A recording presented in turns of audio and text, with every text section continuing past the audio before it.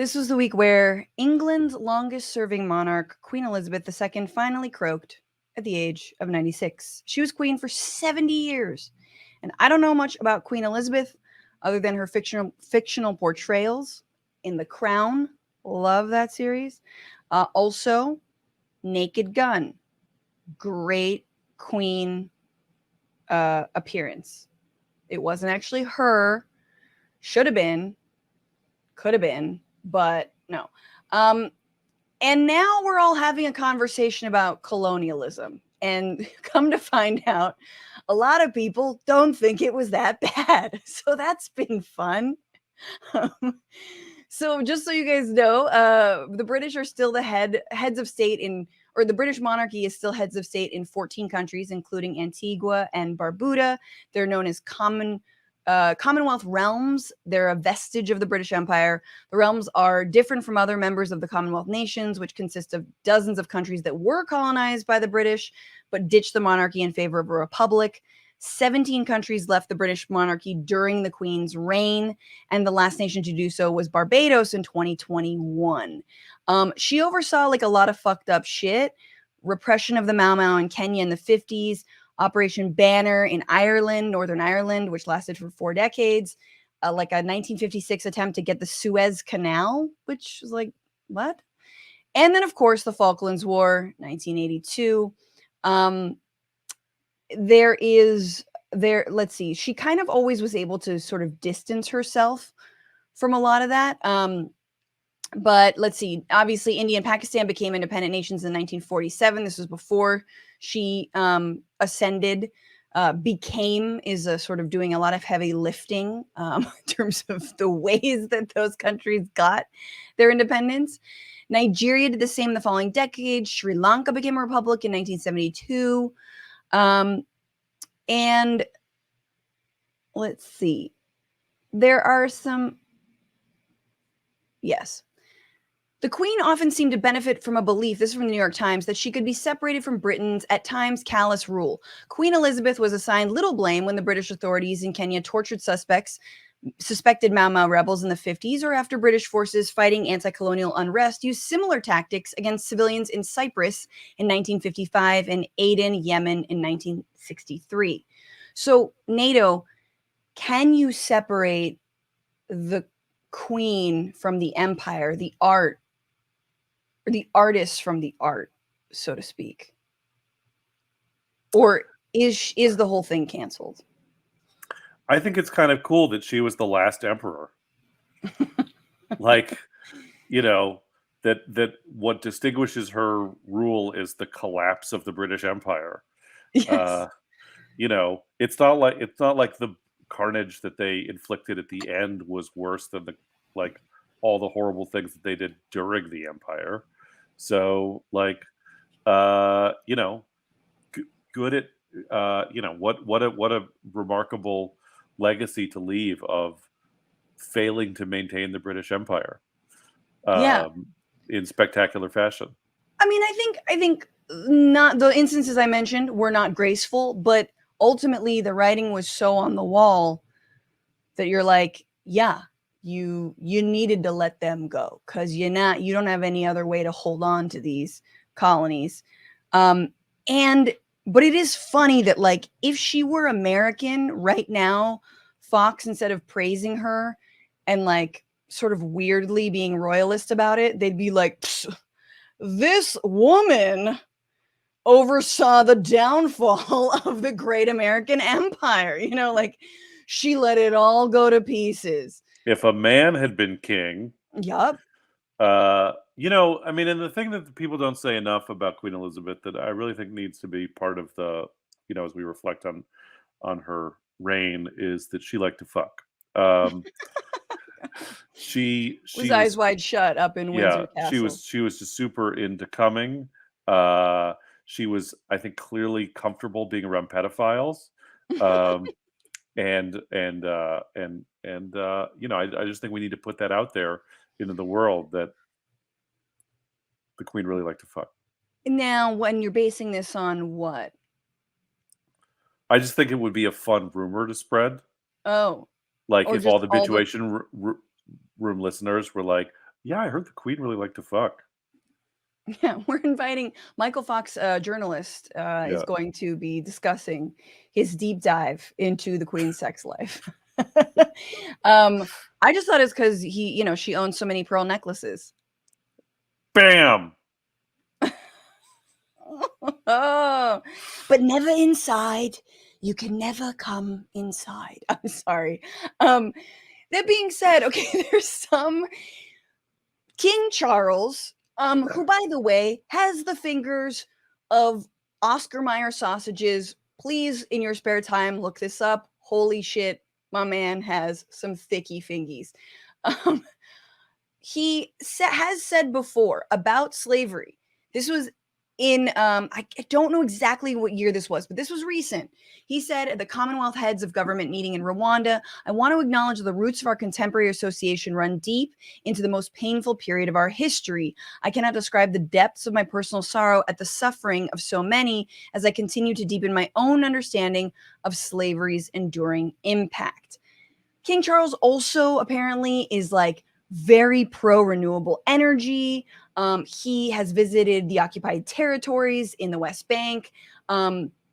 He's done some interesting things, none of which will make up for how he treated the princess and drove her to her death. That must be stated. But yeah, so it's unclear. But I'm like, at this point, 70 years, like you had a good run. Can you just pack up the monarchy? And a lot of countries are now talking about that. Hang on. On Saturday, the Prime Minister of Antigua, and I don't know if it's Antigua, and Barbuda announced plans to hold a referendum on becoming a republic within 3 years. In Australia, the Bahamas, Belize, Canada, and Jamaica, debates have simmered for years about their democracy's ties to a distant kingdom and have started to heat up again. From the Caribbean to the Pacific, people are asking, why do we swear allegiance to a monarch in London? Yeah, I mean, I also think like, she was queen for 70 years, and her ascent, she was pretty young, Mhm. comparatively. This motherfucker's 73. So, like, we have very few people alive remember her coronation, but it means that we're gonna like cycle some monarchs pretty fast coming up in the UK here. We're gonna get Charles, you know, soon we're gonna end up with, I don't know, Andrew. Andrew, Baron Trump. We're just gonna work Yeah. down the list. It's okay, so I I have to play this because it was the best thing to happen, as her body, I believe, was being transported. Um, by the way, in England right now, today, I believe, all operations are canceled in addition to food banks are closed. So in honor of the Queen's death, um, your urgent operation, it needs to stop. And sorry, no foo-foo for you. I don't know if that's the right way to go. If you want to preserve the monarchy, it should be like everyone gets an operation. Oh, you don't need one? We're doing it anyway. Let's get that mole, baby.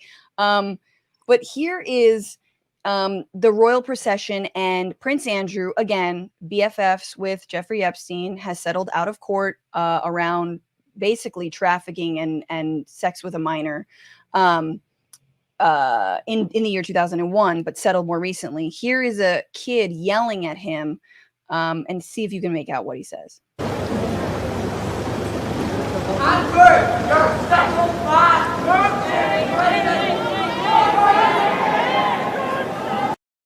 So that's in Edinburgh, and he says, Andrew, you're a sick old man. Just screaming at him. That kid proceeds to get tackled, arrested for saying that, and here's then what he had to say. That powerful men should be allowed to commit sexual crimes and get away with it. He says, I would say that powerful men shouldn't be able to commit sexual crimes and get away with it. Pretty good. Pretty good. Did you enjoy the Lizzie in a box video? No. Oh, it's amazing. I mean, I haven't yet seen it to enjoy it. It's an Irish football stadium, when people found out that she had died. of a whole stadium of people in Ireland singing Lizzie's in a Box. You know, it's savage. dumb. It's savage and it's great. I mean, I've watched and I posted an Argentine commentator, newscaster just ripping her a new one, because Argentina, of course, was a country that the UK tried to colonize many times, was unsuccessful, but hey, brought football and some railways, and then ended up colonizing the Falklands, the Malvinas, which BT dubs, if you didn't know, a little tidbit, they have claims to Antarctica based on their ownership of the Falkland Islands, which houses 1,500 people. 1,000 of them are military personnel. It's just like a stupid random island, but it allows them claim over fresh water, fishing rights, and a bunch of other shit, in case you didn't think it mattered. I used to live there. Have I mentioned I live there? So yeah, that was that. I'm not going to play this Meghan and Harry stuff because it's sort of a divergence from the main issue, which is colonialism bad, royalists dumb. But at some point on a bonus episode, or maybe on my Twitchuation room stream, I will talk about that, because Harry and Meghan got the fuck out, and they are so lucky they did. Because whether or not it was the Queen, what do they call it? Like the business, the operation, the firm, they call it, right? Like Windsor Palace is essentially the firm. The firm is racist and fucked up as shit, and like lets the media and the crazy British tabloids run their goddamn lives. And so I don't care that you've got a deal for podcasts, for Netflix shows. Live your best life, Meghan and Harry. You are my prince and princess. That's really, yeah. I mean, that video is really just a fucking advertisement for therapy. Well, now we have to play it. Now that you said that, I'm playing one of them. Okay. Within the first 8 days of our relationship being made public was when it said Harry's girl almost straight out of Compton, and that her exotic DNA will be thickening the royal blood. You get followed, photographed, chased, harassed. The clicking of cameras and the flashes of cameras makes my blood boil. It makes me angry. It takes me back to what happened to my mum and what I experienced when I was a kid. That's enough. But it went to a whole new depth, with not just traditional media, but also social media platforms as well. So that is from the documentary, The Me You Don't See. There's more, but I'm afraid they're going to copyright strike this show. And you know I ain't rolling in it. Unless you want to become a patron at patreon.com. I'm just kidding. But yeah, he's talking about like just the open racism. And then he was like, if I didn't leave, Meghan Markle talked about this with Oprah, like she had suicidal ideations. Like she basically was planning to kill herself. And the only reason she didn't was because she didn't want to do that to her husband. But she was like all about not, she was like, nope, this is too much. And so I'm getting chills. I'll talk about it. Maybe we'll do a little, I'll force NATO to talk about it in the bonus before we talk about JK. What's going on, Frantifa? If you haven't already, subscribe to this channel right now. Hit that button. And also, you can become a patron and support the show every single week. Get access to bonus episodes and exclusive merchandise. Patreon.com/Bitchuation Room. Do it.